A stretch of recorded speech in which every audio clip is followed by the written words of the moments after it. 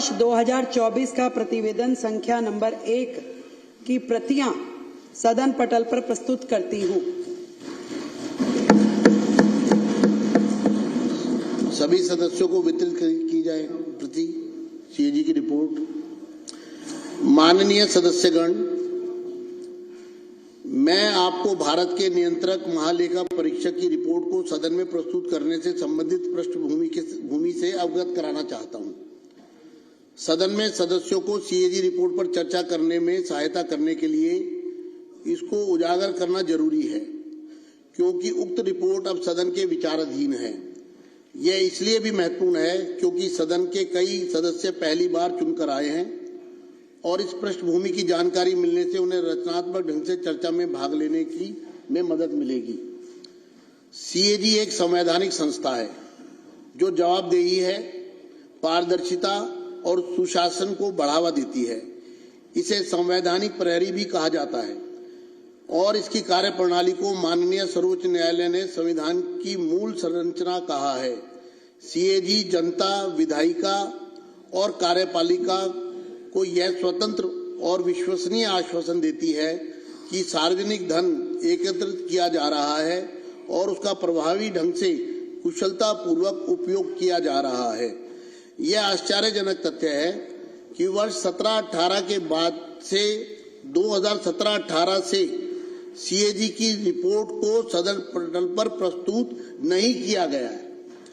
इस संबंध में विपक्ष के तत्कालीन नेता, अर्थात उस समय मैं विपक्ष का नेता था, के नेतृत्व में तत्कालीन विपक्षी विधायकों ने, जो इस सदन के सदस्य भी हैं, उसमें से 5 सदस्य हैं, ने सीएजी रिपोर्ट को सदन में प्रस्तुत करने के लिए माननीय राष्ट्रपति, तत्कालीन विधानसभा अध्यक्ष, तत्कालीन मुख्यमंत्री, वित्त मंत्री और मुख्य सचिव से अनुरोध किया था। राज्य की वित्तीय हालत के बारे में जानकारी प्राप्त करने के लिए बहुत जरूरी था। मैं इस बात से बहुत पीड़ित हूं कि सीएजी रिपोर्ट को दबा दिया गया और पिछली सरकार ने इस रिपोर्ट को सदन में प्रस्तुत न करके संवैधानिक प्रावधानों का जानबूझकर उल्लंघन किया।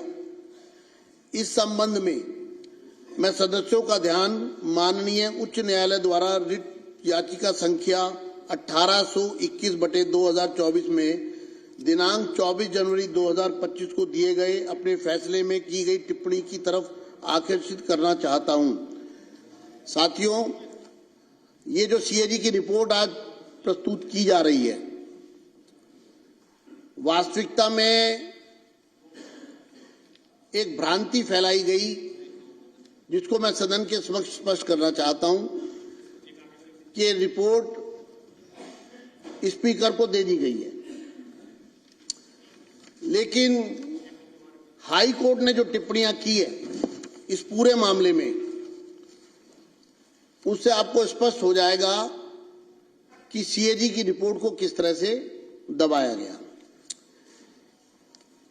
हाई कोर्ट के फैसले में कहा गया 39, para 39, it would be supervised of the constitutional mandate to withhold these reports from the legislature for an inordinately long period after the same have been forwarded by the CAG to the concerned government।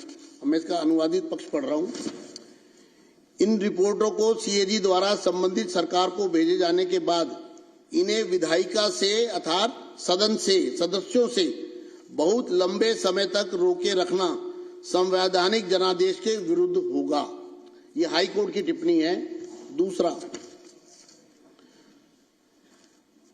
It is quite evident, 41 para high court के फैसले का, it is quite evident that most of these CAG reports were kept pending with the respondent number 1 Delhi government, respondent number 2 Chief Minister for an inordinately long period of time। यह स्पष्ट है कि इनमें से अधिकांश CAG रिपोर्ट प्रतिवादी दिल्ली सरकार और प्रतिवादी मुख्यमंत्री के पास लंबे समय तक लंबित रखी गई। Para 43, it is also evident that the concerned respondent, Government of NCT, was remiss in forwarding the concerned CAG reports to the LG as mandated under Article 151(2) of the Constitution of India. Even after this aspect was staunchly agitated by filing writ petition bearing number WP 15341/2024। Court ने कहा, यह भी स्पष्ट है कि संबंधित प्रतिवादी दिल्ली सरकार ने भारत के संविधान के अनुच्छेद 151(2) के तहत उपराज्यपाल को संबंधित सीएजी रिपोर्ट अग्रेषित करने में लापरवाही बरती, जब जानबूझकर उसको रोके रखा, जबकि इस पहलू को रिट याचिका दायर करके जोरदार तरीके से उठाया गया था। अर्थात संविधान की अनुच्छेद 151(2) का खुला उल्लंघन हुआ और उस अनुच्छेद के अनुसार सरकार को यह रिपोर्ट एलजी के पास समय रहते भेजनी थी, लेकिन जानबूझकर सरकार ने रिपोर्ट को अपने पास दबाए रखा। ये हाई कोर्ट ने, ये जब आप लोग चर्चा में भाग लें तो आपको तथ्य आपके समक्ष होने चाहिए। Para 45, even thereafter the respondent Government of Delhi did not act with alacrity in the matter। इसके बाद भी दिल्ली सरकार ने मामले में तत्परता से काम नहीं लिया। कोर्ट में आने के बाद भी सरकार अड़ी रही रिपोर्ट को अपने पास दबा के रखने में। 46, ये हाई कोर्ट की टिप्पणियां पढ़ रहा हूं जो किस प्रकार से संवैधानिक शक्तियों का उल्लंघन हुआ है, किस तरह से रिपोर्ट को छुपाया गया है। 46, it is quite evident there has been an inordinate delay on the part of the respondent Government of Delhi in taking requisite steps for laying the CAG reports before the Legislative Assembly. The sequence of events and the timeliness reveal a disdainful disregard by the Government of Delhi of its constitutional obligation। यह बिल्कुल स्पष्ट है, high court कहता है, यह बिल्कुल स्पष्ट है कि प्रतिवादियों दिल्ली सरकार की ओर से विधानसभा के समक्ष सीएजी रिपोर्ट रखने के लिए अपेक्षित कदम उठाने में अत्यधिक देरी की गई। घटनाओं का क्रम और समयबद्धता प्रतिवादियों राष्ट्रीय राजधानी क्षेत्र दिल्ली सरकार द्वारा अपने संवैधानिक दायित्वों के प्रति तिरस्कारपूर्ण उपेक्षा को दर्शाते हैं। अर्थात दिल्ली सरकार ने संवैधानिक दायित्वों का तिरस्कार किया, ये हाई कोर्ट की टिप्पणी में कहा गया रिपोर्ट को पेश ना करके।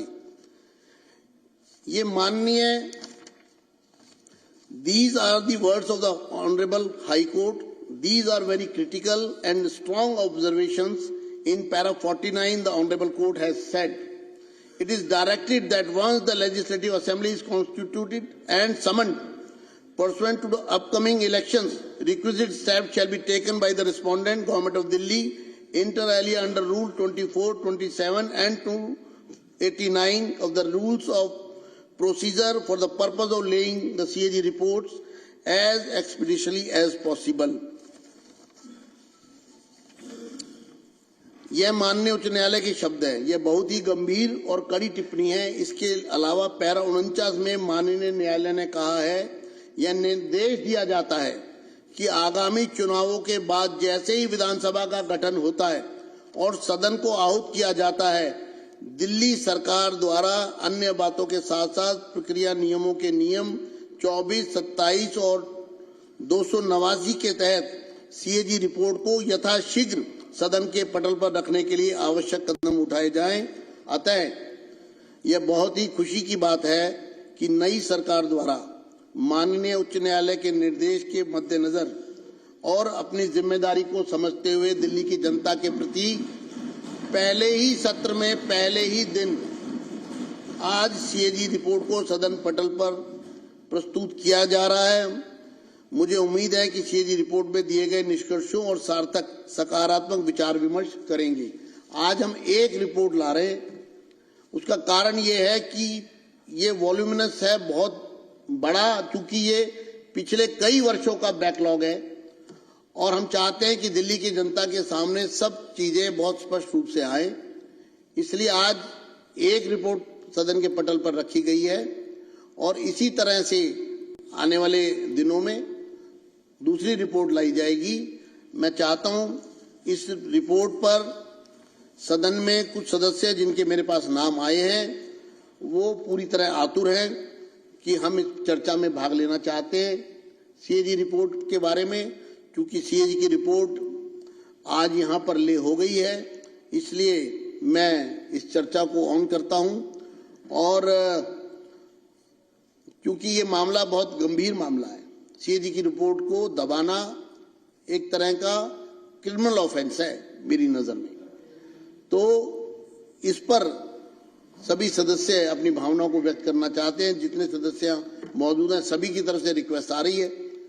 मैं जहां आज के शानदार एलजी एड्रेस के लिए मुख्यमंत्री साहिबा को और उनके पूरी काउंसिल को दिल की से बहुत मुबारकबाद पेश करना चाहता हूं और मैं समझता हूं बहुत शानदार एलजी एड्रेस जो है आज इस सदन में आया है, उसके ऊपर विस्तार पे चर्चा जब एलजी एड्रेस शुरू होगी हम करेंगे।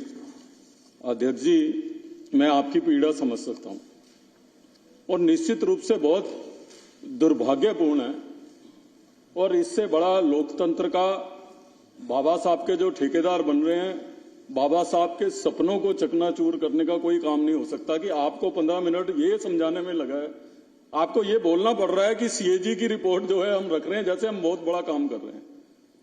ये संविधान की प्रक्रिया है, जिस लोकतंत्र की परिकल्पना बाबा साहब ने करी थी, जब संविधान को फ्रेम किया गया था तो उसमें एक नेचुरल कोर्स में है कि कोई भी सरकार की मर्जी नहीं है कि वो सीएजी की रिपोर्ट रखे।